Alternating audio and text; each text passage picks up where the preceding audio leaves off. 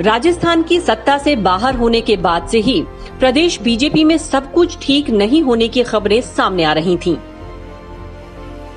खास तौर से पूर्व मुख्यमंत्री वसुंधरा राजे और प्रदेश बीजेपी प्रमुख सतीश पूनिया के बीच टकराव साफ नजर आने लगा था।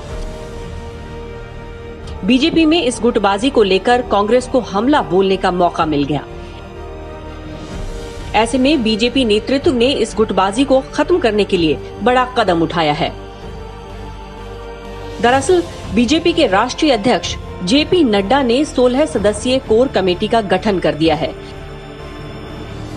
खास बात यह है कि इनमें वसुंधरा राजे को भी जगह मिली है। हालांकि पार्टी की ओर से जारी लिस्ट में वसुंधरा का नाम तीसरे नंबर पर है। लिहाजा लोगों के मन में यही सवाल उठ रहे हैं कि क्या पार्टी में पूर्व सीएम वसुंधरा राजे का कद घटा है। ये सवाल इसीलिए भी उठे हैं क्योंकि हाल ही में जब पार्टी के राष्ट्रीय अध्यक्ष जेपी नड्डा ने राजस्थान बीजेपी नेताओं को दिल्ली तलब किया था, तो इसमें प्रदेश अध्यक्ष सतीश पूनिया, नेता प्रतिपक्ष गुलाबचंद कटारिया और विधानसभा में उप नेता प्रतिपक्ष राजेंद्र राठौड़ थे, लेकिन वसुंधरा राजे को इस बैठक के लिए नहीं बुलाया गया। इसके बाद से ही प्रदेश के सियासी गलियारे में वसुंधरा की स्थिति को लेकर चर्चा का दौर शुरू हो गया। चर्चा ये भी शुरू हो गई कि अब वसुंधरा राजे के दिन लद गए हैं।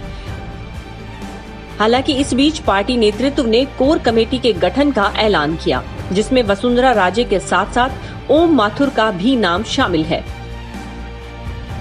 हालांकि लिस्ट में जिस तरह वसुंधरा का नाम तीसरे नंबर पर है, उससे संदेश यही गया कि वसुंधरा को भी पूरी तरह से पार्टी सपोर्ट करती नजर नहीं आ रही और पार्टी अब नए नेतृत्व के लिए आगे बढ़ना चाह रही है। कोर टीम की मीटिंग में मामला नहीं बिगड़े, इसके लिए पार्टी के महामंत्री भूपेंद्र यादव और राज्यसभा सांसद ओम माथुर जैसे बड़े नेताओं को भी टीम में जगह दी गई है। कोर टीम की घोषणा के बाद वसुंधरा समर्थकों में भारी उत्साह है।